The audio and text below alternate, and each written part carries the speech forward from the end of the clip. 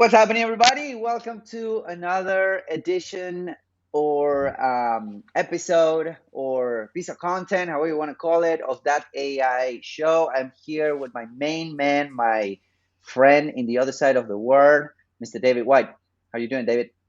Morning, doing good. Feeling good. Morning, What morning about to yourself? you. Good. It's night here. It's nighttime, but you're from the future, so that's what I I am like from the to future. That's what I like to say.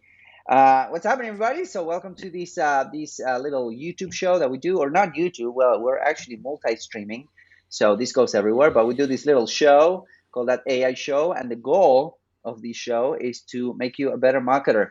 So, if you're interested in using AI to become a better marketer, to be more efficient, to save some time, to be more worthy in the marketplace, welcome. You're in the right place, and you're going to enjoy this. And by the way, if you want to learn more about what we do, we have a website.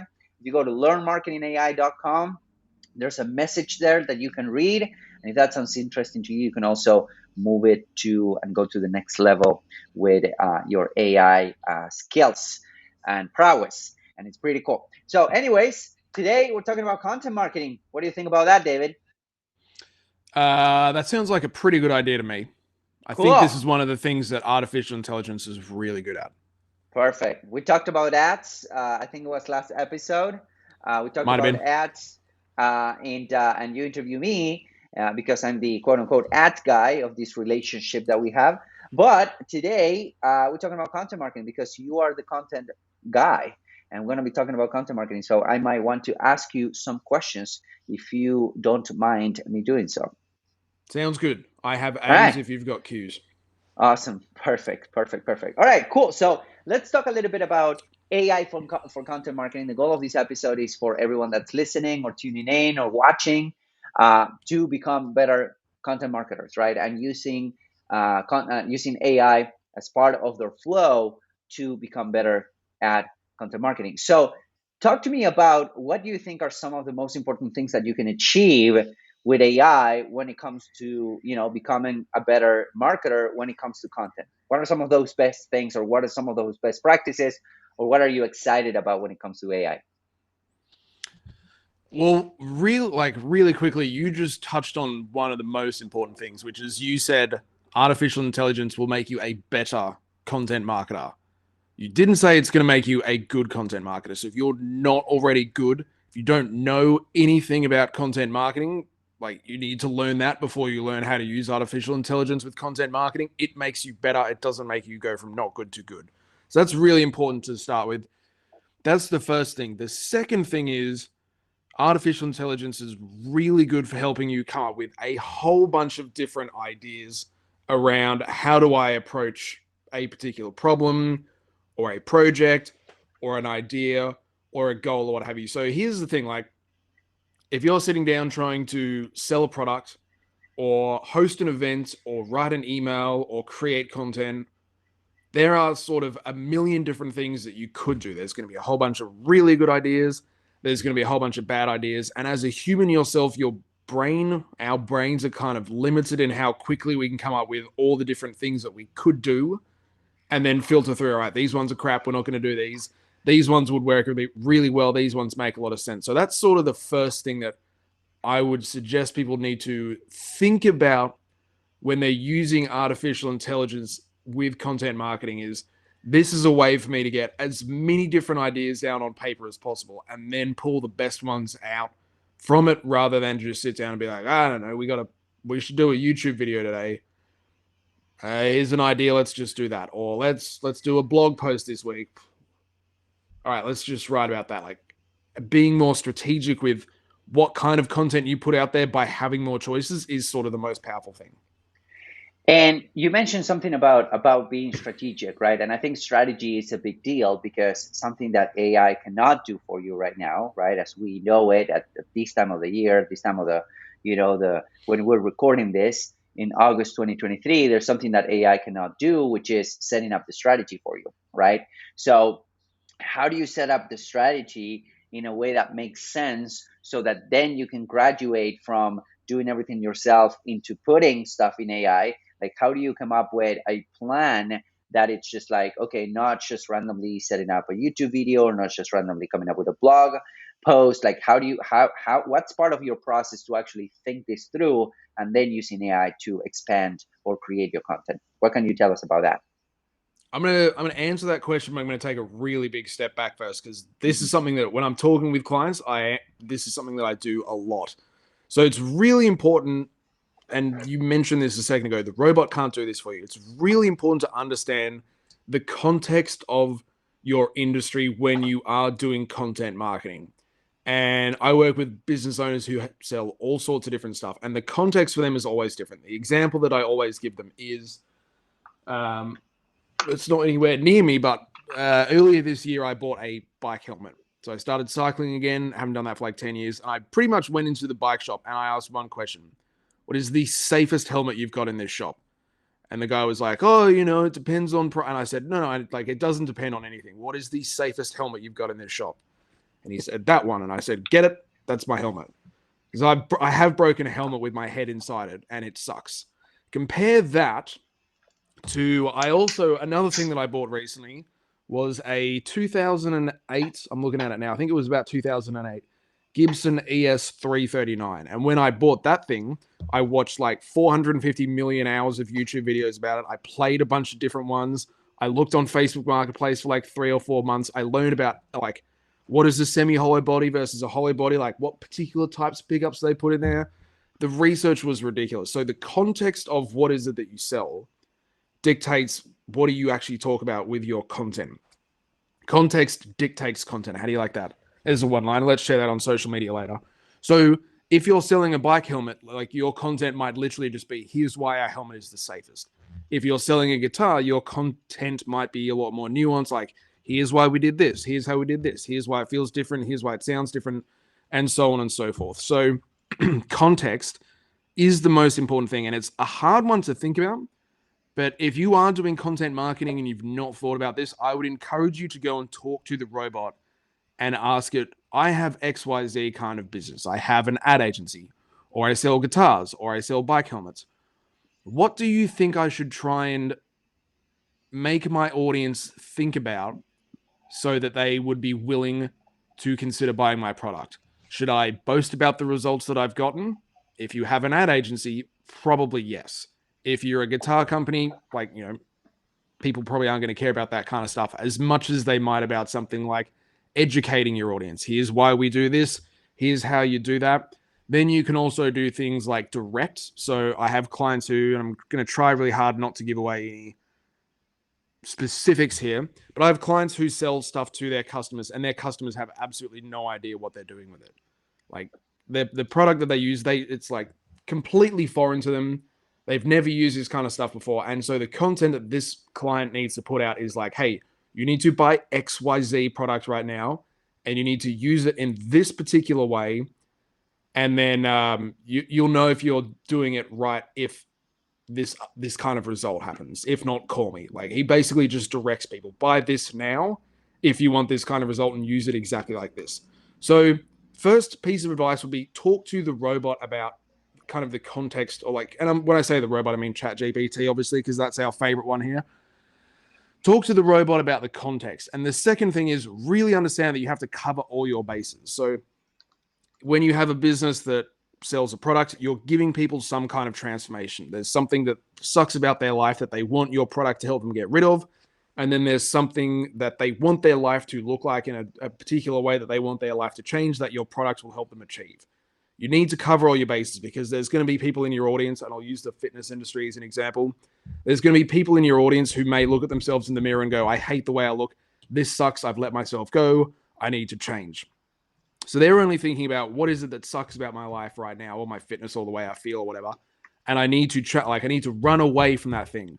Then you might have people in your audience who, aren't worried about how they feel right now, or any of that sort of stuff, but they know that they could be doing better, and they're purely motivated by what they could achieve. So when it comes to your audience, you've got to cover all your bases. And this is why artificial intelligence and using it as a tool for coming up with ideas for content marketing is so useful. You can say, what sort of content could we create for people who are like negatively minded in my industry who don't like something about their life. How can we kind of make them feel better about that thing? How can we inspire people who are motivated to chase after the, you know, the positive changes for the people in my industry, for example, who, like, you have an ad agency, for the people in my industry who are really technically minded, what sort of stuff could I teach them in my content? For the people in my industry who run their own ads in house or have their own ad agency who they know is just crap, and they're looking to find someone else like my agency who can do it really well, what sort of stuff could I show them that would demonstrate my value? So going back to what I said earlier about coming up with a lot more ideas, you know, sitting down to think, what could we say on our YouTube channel this week? Coming up with 2 ideas is good. Getting ChatGPT to give you 60 is even better. Mm-hmm. Yeah, and I totally agree with you. And you know what happens is that myself, or me as a copywriter, right, I do tend to send out emails to my list. I do tend to write ads for my clients and for myself and whatnot, and for the stuff that we're doing together.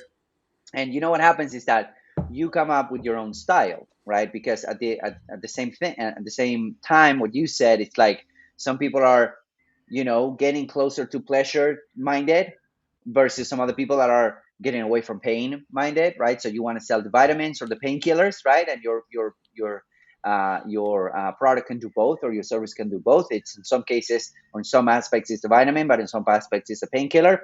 But at the same time, there will be some people, and this is something that I learned from Russell Brunson, is that there will be some people that they will be logically oriented, right? Like myself, I'm a pretty logical person. I want to sit down, think about if I'm going to make a purchase decision, an investment, a business investment or something, I need to sit down, you know, go through the process and whatnot. And then there will be some people that are emotionally oriented. So they're much more prone to make a decision on the spot, right? And you want to sell to both of them. You want to connect with them emotionally, but you also want to, you know, guide them through the logical path. And if you don't use AI to kind of give you your counterpart, then, you know, in my case, I always talk about the logical aspect of things. I rarely go into the emotional realm, just because that's not my style, right? So AI can help you expand that style, so that you have a lot more weapons and a lot more tools Yes. at your disposals to get people to take action. I like that. That metaphor of, like, you've got a lot more weapons. That makes a lot of sense. It's really important to understand that your customers aren't the same as you. So, like, you and I might be really technically minded when it comes to Mm-hmm. stuff like advertising, but like, let's say someone visits your website and they're like, dealing with all these ad people is the biggest headache, and it's so dumb, and I just want someone to take care of it for me. They Mm-hmm. don't want to know all the technical stuff. They don't want to know all that sort of, you know, like, oh, here's how the algorithms changed, and here's how artificial intelligence is, how Facebook's using it, and targeting, and blah blah blah, and all that stuff that you and I spoke about last time we were on the show. They just want to know, like, hey, if I give you money to run my ads for me, how much of how what would be the best way to say this? Like, how small of a headache is your agency going to be compared to what I'm currently using? So Yeah.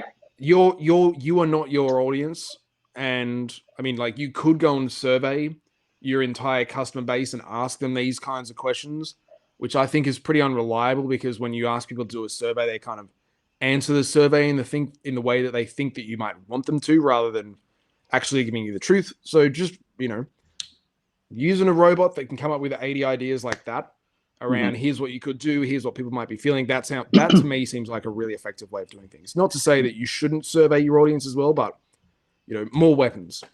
Yeah, totally, totally. And just to add, before I ask you the next question, just to add what you said, is as much as human beings kind of, you know, they stuck, they have their own way of writing, or their own way of doing things, right? Like, we're both copywriters, we both like enjoy writing copy and whatnot, and you kind of, you know, get stuck in these roots of how you write and whatnot. If you bring a copywriter, or if you know, commission a copywriting work to somebody, it's going to be the same thing. It's like they have their own style and whatnot. So I think the robot allows you to have many different styles, many different voices, many different weapons. So, Yes. you know, we talked about strategy. Of course, you need to set up the strategy. That is something that you want to put together on your end. Now, how do you leverage the strategy once you have it set up?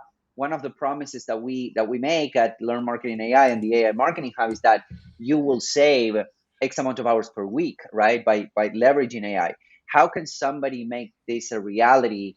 and how they can implement AI on their workflow when it comes to content marketing. What can you tell us about that?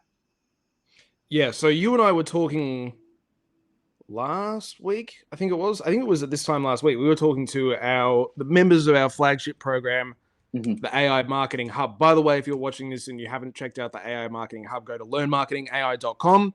We were talking about this last week to them, and we were like, you have to intentionally work with the goal of being more effective. And our suggestion is put together if then plans and have sort of SOPs or playbooks around it. So, an example of an if then plan might be if we do a live stream for that AI marketing show, then XYZ team member or me or you uses this prompt in ChatGPT to write a show description. If we have a uploaded video to YouTube with a show description, all that sort of stuff, then we use this prompt in ChatGPT to craft an email to send to our list. If we have an uploaded video to YouTube, then we get XYZ person to plug the transcript of that video into ChatGPT, and we get ChatGPT to pull out interesting quotes or ideas that we could share. If we upload a video to YouTube, then we can use this particular prompt to create LinkedIn content that we could post to promote that particular episode.